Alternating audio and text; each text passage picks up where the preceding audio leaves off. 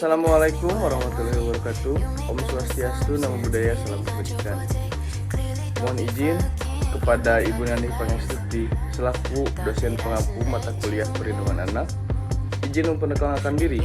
Saya Taruna Madya Poltekip angkatan 55, nama Muhammad Faisal Armani, STB 4342, Prodi Manajemen Kemasyarakatan B. Mohon izin, di sini saya akan menjelaskan mengenai perlindungan anak di dalam SPPA. Pertama-tama, alangkah baiknya kita memahami terlebih dahulu apa sih perlindungan anak itu.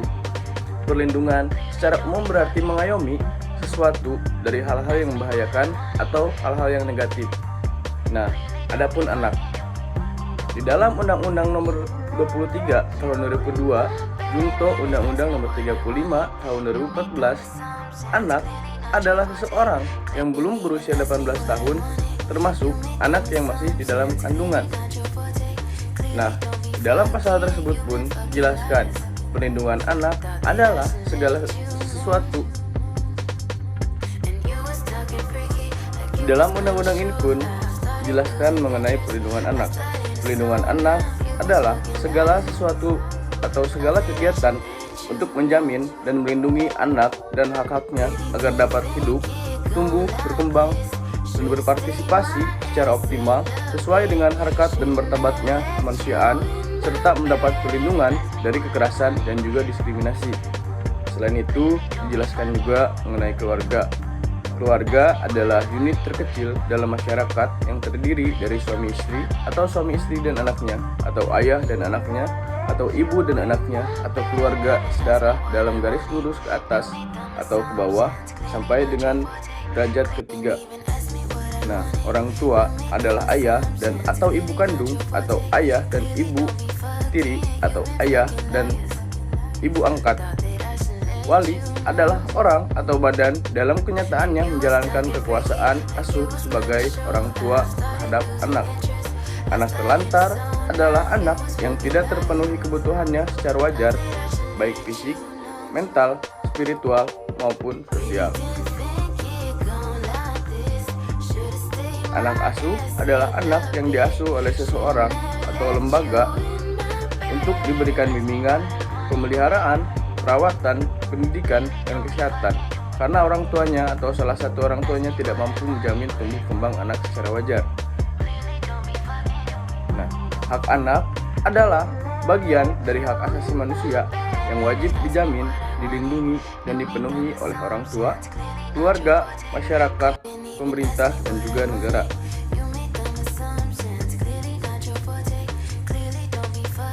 Baik, sekarang kita masuk ke dalam SPPA. Undang-Undang Nomor 11 Tahun 2012 tentang Sistem Peradilan Pidana Anak atau SPPA sudah disahkan oleh pemerintah Indonesia. Undang-Undang Nomor 11 Tahun 2012 Sistem Peradilan Pidana Anak ini menggantikan Undang-Undang Nomor 3 Tahun 2007 tentang Pengadilan Anak. Sistem peradilan pidana anak adalah keseluruhan proses perkara anak yang berhadapan dengan hukum, mulai dari tahap penyelidikan sampai dengan tahap pembimbingan setelah menjalani pidana. Undang-Undang SPPA ini telah memberikan perlindungan terhadap anak yang berhadapan dengan hukum atau ABH sejak proses awal penanganannya sampai pada pelaksanaan hukuman. Anak berhadapan hukum atau ABH dibagi atas 3 klasifikasi, yaitu anak pelaku, anak korban, dan anak saksi.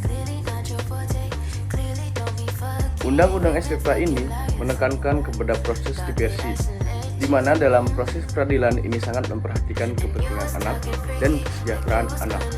Pada setiap tahapan, yaitu penyidikan kepolisian, penuntutan kejaksaan, dan pemeriksaan perkara di pengadilan, wajib mengupayakan diversi berdasarkan pasal 7 ayat 1 Undang-Undang SPPA. Istilah sistem peradilan pidana anak merupakan terjemahan dari The Junipela Justice System, yaitu suatu istilah yang sedefinisi dengan sejumlah institusi yang tergabung dalam pengadilan yang meliputi polisi, jaksa penuntut umum, dan penasihat hukum, lembaga pengawasan, pusat-pusat penahanan anak, dan fasilitas-fasilitas pembinaan anak. SPPA ini menjadikan para aparat penegak hukum untuk terlibat aktif dalam proses menyelesaikan kasus tanpa harus melalui proses pidana sehingga menghasilkan putusan pidana. Penyidik kepolisian merupakan salah satu aparat penegak hukum yang dimaksudkan dalam Undang-Undang SPPA ini. Selain itu, ada penuntut umum atau jaksa dan ada hakim. Dalam Undang-Undang SPPA ini mengatur lembaga yang terkait dalam proses di luar peradilan pidana anak. Misalnya, adanya Balai Pemasyarakatan atau BAPAS, Pekerja Sosial Profesional atau PEKSOS. Lalu ada Lembaga Pembinaan Khusus Anak yaitu LPKA, Lembaga Penempatan Anak Sementara atau LPAS, Lembaga Penyelenggara Kesejahteraan Sosial atau LPKS, keluarga atau wali pendamping, dan advokat atau pemberi bantuan hukum lainnya yang ikut berperan di dalamnya. Baik, selanjutnya adalah prinsip-prinsip dan tujuan sistem peradilan pidana anak. Yang pertama, prinsip sistem peradilan pidana anak yang dijelaskan dengan kata asas. Karena kata prinsip dan juga kata asas memiliki makna yang sama. Keduanya dimaknai sebagai suatu dasar akan hal tertentu.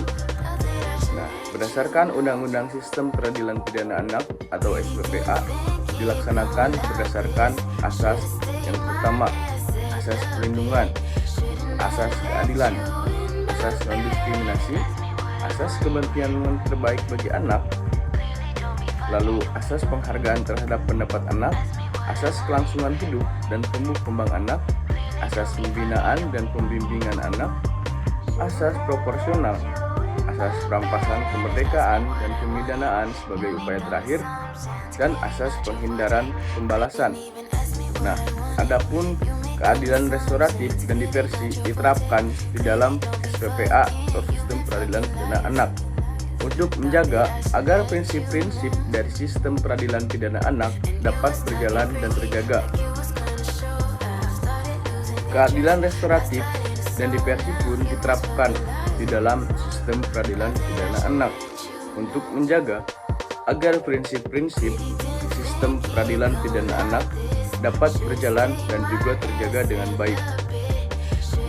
Pedoman pelaksanaan keadilan restoratif ataupun restorative justice di Indonesia terdapat dalam United Nations Standard Minimum Rules for the Administration Universal Justice atau the Beijing Rules dalam resolusi PBB tanggal 29 November 1985 yang mengatur bahwa memberikan kewenangan kepada aparat penegak hukum mengambil tindakan-tindakan kebijakan dalam menangani atau menyelesaikan masalah pelanggar anak dengan tidak mengambil jalan formal, antara lain menggantikan atau tidak meneruskan atau melepaskan dari proses peradilan pidana atau mengembalikan atau menyerahkan kepada masyarakat dan bentuk-bentuk kegiatan pelayanan sosial lainnya. Nah, penjelasan di atas merupakan penjelasan mengenai keadilan restoratif, di mana keterangannya ada dalam Undang-Undang SPPA pasal 1 ayat 6, yaitu keadilan restoratif adalah penyelesaian perkara tindak pidana dengan melibatkan pelaku, korban, keluarga korban, keluarga pelaku, dan pihak lain yang terkait untuk bersama-sama mencari penyelesaian yang adil dengan menekankan pemulihan kembali pada keadaan semula dan bukan pembalasan. Penyelesaian terbaik yaitu dengan mempertemukan para pihak untuk menyelesaikan perkara dengan jalan musyawarah. Cara ini dianggap kooperatif dikarenakan dengan cara musyawarah dapat menyelesaikan masalah dengan baik. Nah, selanjutnya dalam konteks Konvensi Hak-Hak Anak atau Convention of Rights, lalu adapun Konvensi Hak-Hak Anak atau Convention of the Right of the Child yang mengatur tentang prinsip perlindungan hukum terhadap anak yang mempunyai kewajiban untuk memberikan perlindungan khusus terhadap anak yang berhadapan dengan hukum. Lalu, hak-hak anak menurut Konvensi Hak-Hak Anak dikelompokkan dalam 4 kategori. Yang pertama, ada hak kelangsungan hidup. hak untuk melestarikan dan mempertahankan hidup, dan hak memperoleh standar kesehatan tertinggi dan perawatan yang sebaik-baiknya. Yang kedua, hak perlindungan, yaitu perlindungan dari diskriminasi, eksploitasi, kekerasan, dan juga ketelantaran.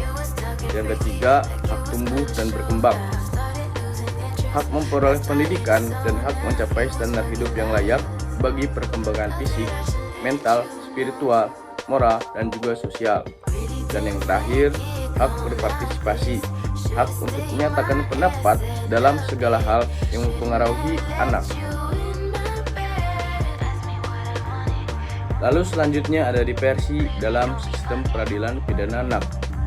Dalam Undang-Undang Sistem Peradilan Pidana Anak Pasal 1 Ayat 7, diversi adalah pengalihan penyelesaian perkara anak dari proses peradilan pidana ke proses di luar peradilan pidana. Pada pasal 6 Undang-Undang SPPA menyebutkan bahwa tujuan dari diversi yaitu: pertama, mencapai perdamaian antara korban dan anak, lalu menyelesaikan perkara anak di luar proses peradilan. Ketiga, menghindarkan anak dari perampasan kemerdekaan. Yang keempat, mendorong masyarakat untuk berpartisipasi. Dan yang terakhir, menanamkan rasa tanggung jawab kepada anak. Dengan tujuan itu, maka diversi merupakan implementasi dari keadilan restoratif atau restoratif justice, di mana diversi berupaya untuk mengembalikan penghidupan atau pemulihan terhadap suatu permasalahan dengan cara menyelesaikannya di luar peradilan pidana bersama dengan melibatkan pelaku, korban, keluarga pelaku ataupun korban, dan pihak-pihak yang terkait untuk menemukan penyelesaian secara bersama-sama, bukan untuk sebuah pembalasan yang selama ini dikenal dalam hukum pidana. Pasal 7 ayat 1 Undang-Undang Sistem Peradilan Pidana Anak menyebutkan bahwa pada tingkat penyidikan, penuntutan, dan pemeriksaan perkara anak di pengadilan negeri wajib diupayakan adanya diversi. Yang terakhir, yaitu esensi dari diversi dengan pendekatan restoratif justice adalah sebuah pengalihan proses penyelesaian tindak pidana dari pengadilan melalui metode di luar pengadilan, yaitu musyawarah mufakat dengan mengutamakan pemulihan, perbaikan, keadaan semula sebelum kejahatan terjadi dengan pemenuhan kebutuhan korban, pelaku, dan masyarakat. Hal ini tertuang sebagaimana dalam pasal 8 Undang-Undang SPPA bahwa diversi dilakukan dengan cara musyawarah dengan melibatkan banyak pihak. Hasil diversi dituangkan dalam bentuk kesepakatan diversi yang umumnya berupa perdamaian dengan ataupun tanpa ganti rugi, penyerahan ke orang tua atau wali, pendidikan atau pelatihan di lembaga pendidikan ataupun LPKS, atau pelayanan masyarakat.